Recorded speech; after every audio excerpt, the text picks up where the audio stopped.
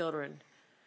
Over 100 fatalities and over 200 people still unaccounted for statewide. And I cannot imagine that feeling of waking up every day and not knowing where your child is, your family member. It's excruciating. It's devastating.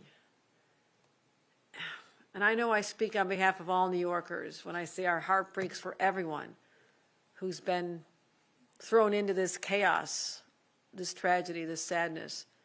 Those in Texas, as well as North Carolina, New Mexico, and we truly mourn all these devastating losses. And we're helping. You know, I said, what can New York do? They have a system where they put out a request for assistance from the beginning, and we've been waiting to be able to deploy our resources, and we've deployed 4 state troopers, but most importantly, our 3 specially trained canines to assist with recovery. And I'm sure they're going to have some powerful stories to tell when they return. And I want to thank them and express my deep gratitude for all the first responders from New York and elsewhere who stepped up to help our friends in crisis. We're always there. This is New York's way. We're always there to help when these events call for us. But here at home, my first thought was, are we ready? What if the exact same events unfolded in the state of New York? Are we prepared? Would we have warning systems? Could we avert this horrible loss of life? And so I immediately call on Commissioner Bray, who is our emergency management expert, but also a former chief of staff from the National Weather Service, which comes into play hourly. And I said, I want to come here, I want a briefing, I want to make sure that our team is on top of this, because there is no room for a mistake or a failure when people's lives are on the line. And here's the situation. Don't even call it extreme weather anymore. This is weather. This is the normal weather that we're experiencing.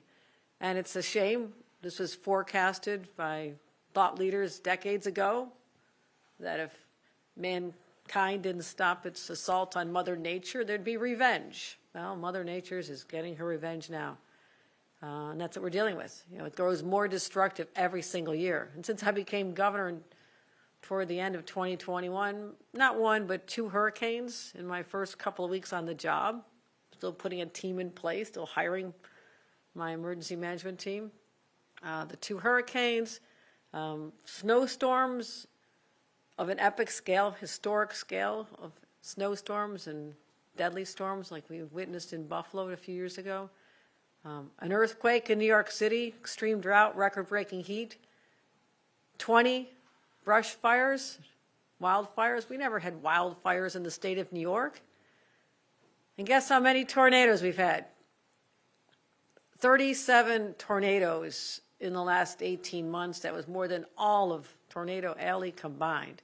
And we've already had 5 this year, including just this past week.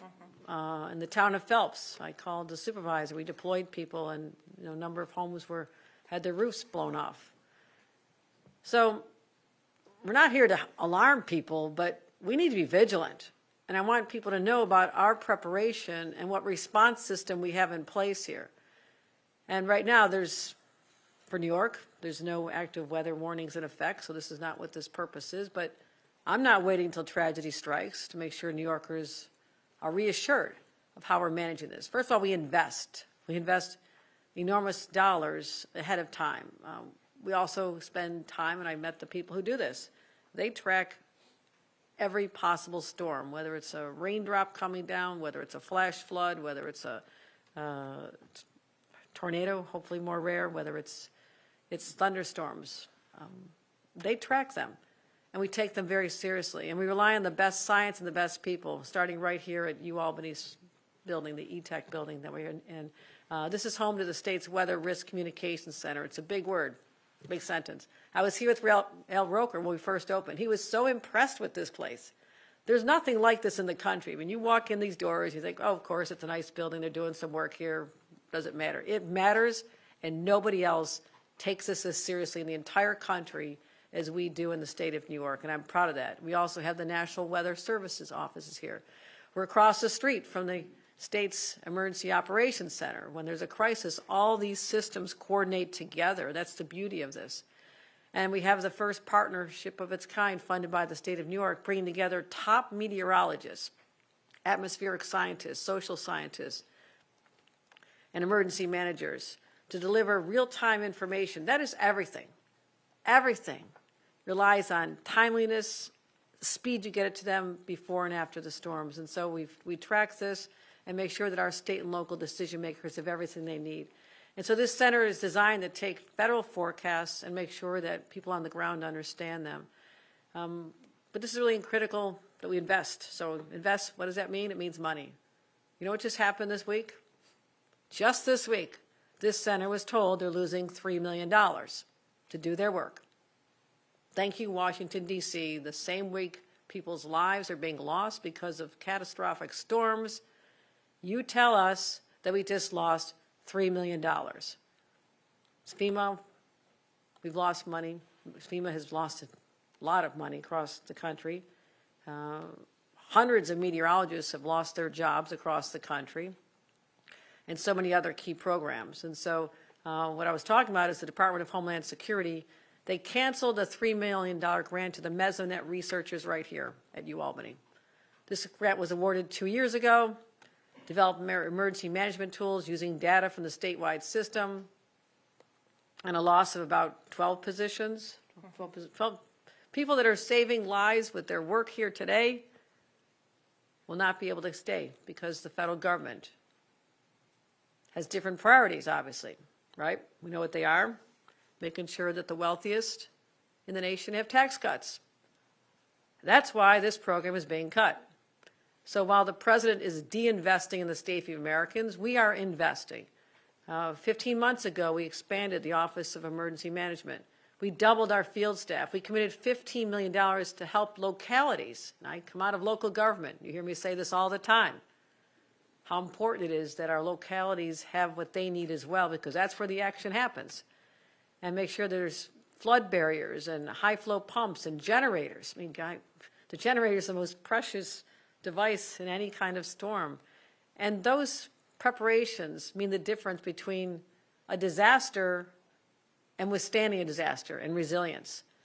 So we made grants available last year. Last year I toured a lot of the flooded areas, and I knew what people needed. They needed grants. They needed money to help rebuild their homes. And we committed $11 million in emergency services. This year, another $3.5 million to rehabilitate homes that are being destroyed by tornadoes. Guess what, my friends? We never had to worry about rebuilding homes after tornadoes because we didn't get them. They were such a rarity. And now it's becoming another fact of life in New York that we have tornadoes and have to help communities rebuild. And yesterday I announced a $21 million program in flood protection projects in the southern tier. Floods, they were devastating. You know, I stood with a family on the shoreline and watched their home literally sinking into the river, and they knew that that house that they had built, this young couple, built it with their own hands when we talked to them. And I was crying. I mean, they're just like, this is everything. We saved all of our money for to build this house. You know, his dad helped build, his mom helped build, everybody, it was a whole family tried to build their home, and it was gone. So we announced more money to help in those areas as well. So I'm setting the course. I mean, I'm not blind to the fact that this is what is going to be our daily existence, our regular existence, and there'll be more extreme weather events to come in the future. But our state budget has to build on this, and we're continuing our work with climate-smart communities, helping communities adapt to climate change, and that's why we have a $40 million Resilient and Ready program. In May, we introduced the 333-111. This is our real-time emergency system. Anyone in the state of New York can now text the name of their county or borough to 333-111, 4 ones, and get critical responses to their questions. So we're going to continue piloting these programs, make sure that people have what they need. Our tabletop exercises, I participated in a number of them, what it looks like when you have all the professionals around a room. It's very impressive. And I sit there, and they bring data to me based on a scenario that is often based in facts from elsewhere, and how they tell me how they respond to it, and I have to answer questions on how I want actions taken. So in light of these tragedies, I've asked my team to tabletop exactly what happened in Texas. I want that played out here with my professionals. I want the answer on how we would have dealt with that. What would have made the difference? Anything we could have done? Any lessons learned? Because that perhaps is the only positive takeaway from that kind of tragedy, is that others can learn and make sure that tragedy is averted in the future. So basically, it's all about protecting people, all about protecting New Yorkers, their lives, their families, their homes. And whether it's the wildfires or hurricanes or heat waves or flash floods, our mission is the same, keeping people safe. And how we do that? We act before it's too late, and to make sure that no family ever has to endure what we have seen unfold on television this past week. With that, I want to turn it over to Commissioner Bray, and who'll share how the state is responding to disasters and how families can be prepared as well. Commissioner Bray. Thank you, Governor, and thank you not only for joining us here today, but for your leadership over the last 3 years when it comes to preparedness and response to disasters. I want to talk about two things. The first is I want New Yorkers to understand what we do with information and how we're prepared and how our system works. And so when we get alerts from the National Weather Service or forecasts from the National Weather Service, our team at the Office of Emergency Management coordinates to take those forecasts with the State Weather Risk Communication Center and to make sure that we have actionable pieces of information and decision support to provide for our counties and our cities and our local leaders so that they then can make sure that the alerts and the warnings are getting out to where they need to be. It is our job to support our localities, to support our counties, to make sure that they've got the information they need, and not only that they have that information, but they're making decisions to save lives, to save property. I also want to talk about what New Yorkers can do to prepare. So the first thing I want to say is that every single one of us on our phones has an ability to receive emergency alerts. When you get your phone, it comes already selected on. Many people turn it off. It's really important to keep it on. So if you go into your settings and you go to your notifications and you scroll down to the bottom of notifications, you can make sure that your emergency alerts are set to on. I show up after storms all the time and people will say, I didn't get an alert, and I will grab their phone and I will open it and I will go to settings and notifications and scroll to the bottom, and they've turned it off. And so I want New Yorkers, turn it back on. Sometimes it might mean that you get an Amber Alert, right, that isn't anywhere near you and you feel like it's not related to you, but it's really important that when an emergency hits, we are able to reach you. So grab your phone, go to your settings, go to your notifications, turn emergency alerts on. And that's our first key, is stay alert, right? Make sure your phone notifications are on. Sign up for our notification system by texting your county or your borough to 333-111. Make sure you're tuned in to your radio or your apps or your TV when weather is going on, including if you're going on vacation, right? If you're going somewhere, check the weather before you go. That's number one, stay alert. Number two is to be prepared.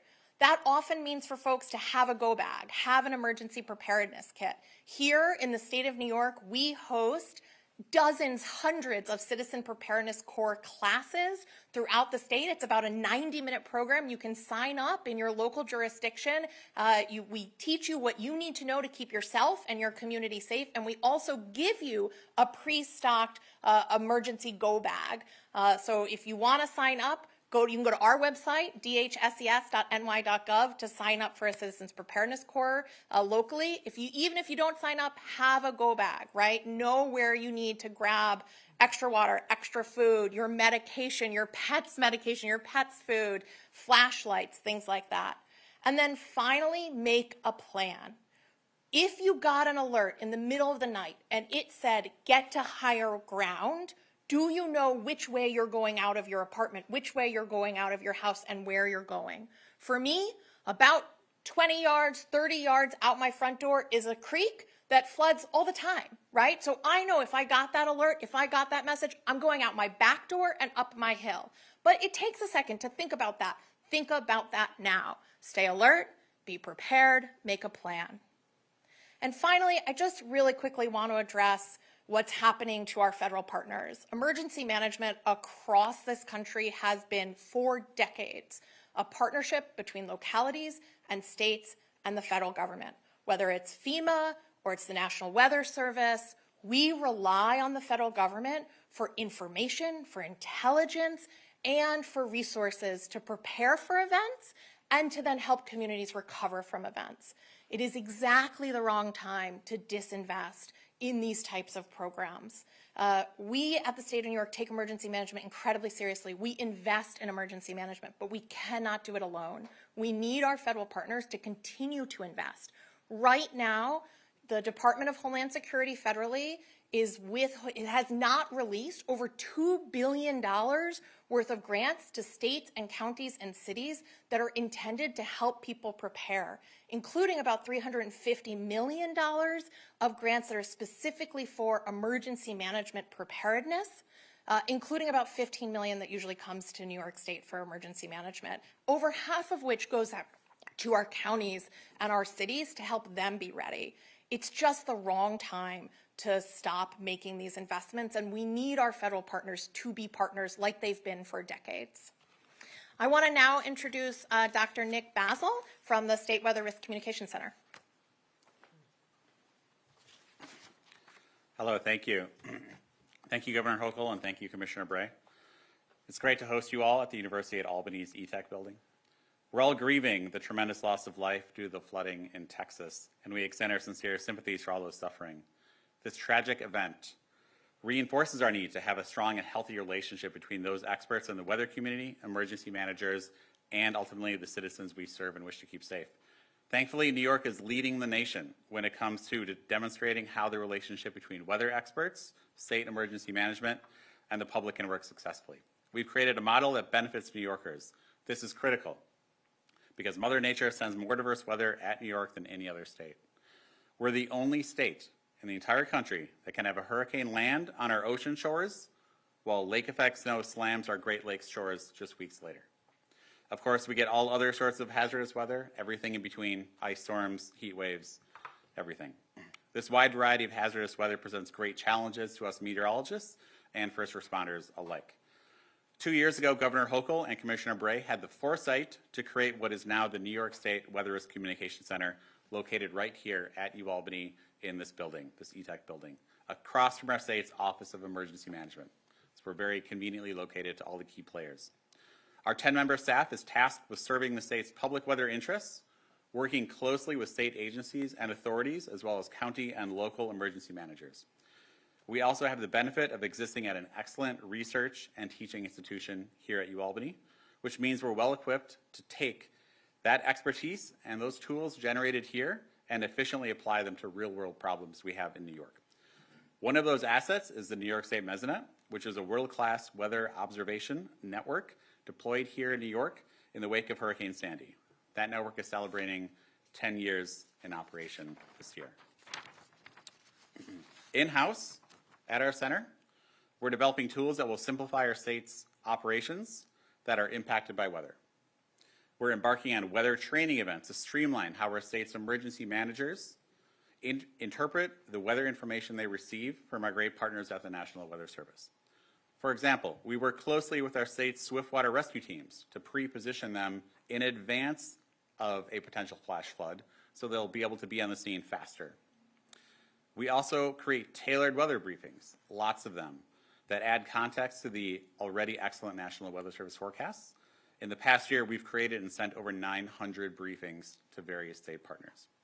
I want to be clear, we are not the National Weather Service, nor do we seek to replace them. They are fundamental to much of what we do here at the State Weather Risk Communication Center. So let me end by sharing what we have to look forward to weather-wise in the rest of 2025. On average, the hottest time of the whole summer is over the next 2 weeks. With that said, I'd like to hope that the heat wave we all experienced, or most of us experienced near the end of June, will end up being the hottest period during the summer, but we still have a lot of summer left to have some extreme heat. In August, we transition into the heart of the hurricane season, which currently is projected to be above normal when all things are said and done. It doesn't take a hurricane landfall on our shores to cause significant damage to New York. Debbie and Beryl are two examples from just last year, and Ida the 2 years before that. All storms that did not make landfall on our shores, but caused significant and destructive flooding and loss of life in New York. In addition to our beautiful foliage, fall can bring significant wind and rainstorms, which are often exacerbated by clogged drains due to leaves. So another preparedness tip, Commissioner Bray, clear out your leaves from your gutters when it gets to be fall and the storm drains. While many recent winters have lacked significant nor'easter, kind of those classic overnight, during the day, long duration snowstorms for much of us here in eastern New York, the citizens of western New York have been inundated by massive lake effect storms for the past several years. Our Great Lakes are currently a little warmer than average, some places much warmer than average, and so if that holds, this pattern may repeat itself this winter, unfortunately. But don't worry, Governor, we at our center will try our best to make sure those Bills games go on right as planned. Thank you. No, I appreciate the words of both of you, and hopefully it inspires confidence that you can get out to our constituents, how laser focused we are on deploying all the resources available, but also no other state doing what we do to be able to predict and analyze the weather in order to keep people safe. So I want to thank both of them. Any on-topic questions for while I still have these individuals here? Any on topics, guys? Alex? Governor, you mentioned that these weather events are being made worse by climate change. There's reporting out this week that your administration is backing off of some of the goals set out in the CLCPA. How do you square those two, and how does New York get to environmental stability? We are. Look how we compare to other states, number one. You know, we are very focused on making sure that we do our part, but other states have to play a role as well when you think about that. So one state cannot solve the climate crisis. We are often the collateral damage, as you talked about, hurricanes that have hit landfall elsewhere, and we are paying for that with disasters here. We're just dealing in reality. I mean, those goals remain. They're statutory. I believe we'll hit many of them, especially our longer-term ones. We're on a path towards sustainability. That's why you heard me talk about, my fight to save offshore wind. Unfortunately, because of decisions made in Washington, I believe that there'll be a setback in some of the initiatives that we've leaned hard into, and that these goals were predicated on offshore wind and solar really emerging as primary energy sources. What I have to deal is the reality that with a president that's hostile to those interests and has told me directly that how do we pretend that the goals will be met when all the incentives to invest in those industries has dissipated. I mean, I'm just dealing in reality here. And also the supply chain challenges that slowed down the advent of offshore wind during the pandemic. And now everything costs more because of inflation. And we have tariffs, so we're at war with the countries that provide the steel and the materials for turbines. So I'm a very pragmatic person, but I'm not giving up on the aspirations of ensuring that we meet these goals. It just will not be on the immediate time frame because of factors outside our control. Great. Any other You talked about Jason, sorry, Jason. in terms of federal help to be prepared for emergencies and disasters. I saw your letter, Governor, to Kristi Noem about funding not being available for more counterterrorism and other potential emergencies. Can you tell me a little bit, why do you think the federal government isn't making this money available? It's a basic hostility towards states, particularly blue states. We are the ones that have been targets of terrorism attacks more than others. And I believe that, their priorities are very misguided, that they should have an interest in making sure that we have all the resources to protect the financial epicenter of our nation, as goes New York City, and particularly Wall Street, and what we do, the wealth generated here has a ripple effect on creating jobs and opportunities across the nation. So it's very short-sighted, in my opinion. But you'll have to ask them, like, why would you not want to, especially with the unrest and what's going on with Iran and Israel, and us having a large Jewish population and a large Muslim population here, we are vulnerable.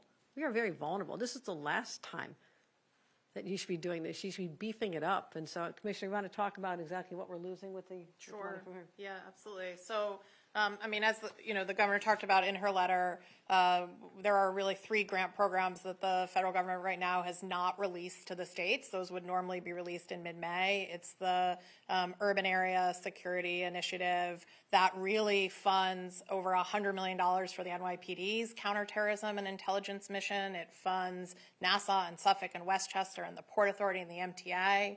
It's the state Homeland Security Grant Program. That program funds bomb squads and tactical teams all across the state of New York. And then it's the Emergency Management Grant Program, which funds, really, it funds our ability. It doesn't fund, like, for us, it's not funding the people, right? That the governor is sustaining. It's funding the training and the equipment that those people use. And so it's about $2.3 billion nationally. It's about 300, give or take, million in New York State. I am hopeful. I still want to believe that the federal government will do the right thing here and release these grants and release them quickly. But it certainly is incredibly concerning for people in my job across the whole country, the fact that we may not have the partnerships to rely on. You said blue states. Are you saying that this might be an intentional? No, I'm effort? just saying that blue states, like a place like New York, we are at more of a risk of a terrorism attack because of the reasons I outlined, but also precedent, 9/11, anyone? So we are reliant on that money more than other states. And so when that money stops, they're hurting a state like New York. And again, there's politics behind everything they're doing. Okay, there is politics behind everything they're doing. They're talking, why is California still waiting for FEMA dollars longer than other states that have had disasters months later when so much of California was devastated by those horrible, horrible fires? So you be the judge. Look at the facts. Tell me the states that are getting assistance and those that aren't. It's pretty obvious. Jimmy, did you have another comment? Yeah, Governor, you talked about the State Weather Risk Communication Center. Can you connect that to what happened in Texas? I mean, what would that allow the state of New York to do that maybe didn't happen in Texas? That's exactly what I'm asking. That's why I'm here today. That's why I directed that there be a tabletop exercise using all the data of the circumstances that happened in Texas. And my question is, with all the resources we have here, is there something we would have done differently? And if not, make sure we do. We are prepared. And it's all about how you react to circumstances. You can ignore that or just say, well, that was another state. I'm a different kind of leader. I'm saying, come on, team. We've got a lot invested here. We have a lot of talented people, a lot of expertise. How do we make sure that fate never befalls people in our own state? Anything you want to add to that? Yeah, so I would thank you, ma'am. Absolutely. I would say 2 things. The first thing is it's really clear that you have to invest ahead of time, right? If you have 2 hours, 3 hours in the middle of the night notice on a catastrophic flash flood, there are only limited things that you're going to be able to do. And so one of the things the State Weather Risk Communication Center will help us do, has helped us do, is really understand where are we particularly vulnerable and what do we have to do to reduce those vulnerabilities, to mitigate those vulnerabilities. They'll continue to do that. They're going to look, along with our Division of Environmental Conservation, at all of our watersheds, all of the flash flood potential, to make sure that we understand who has warning systems, who doesn't have warning systems, how do we invest early. That's so clear that the last 3 hours is not when you want to be worried about what you didn't invest in, right? And then the second thing is that when you have either short notice events or no notice events or rapidly developing events, you rely on your local emergency managers and your local first responders. And so we need to be able as a state, and this center is helping us train all of them to know what to do, to know how to take action. We have read all of the emergency warnings that have come out, right? I think so many of us around the country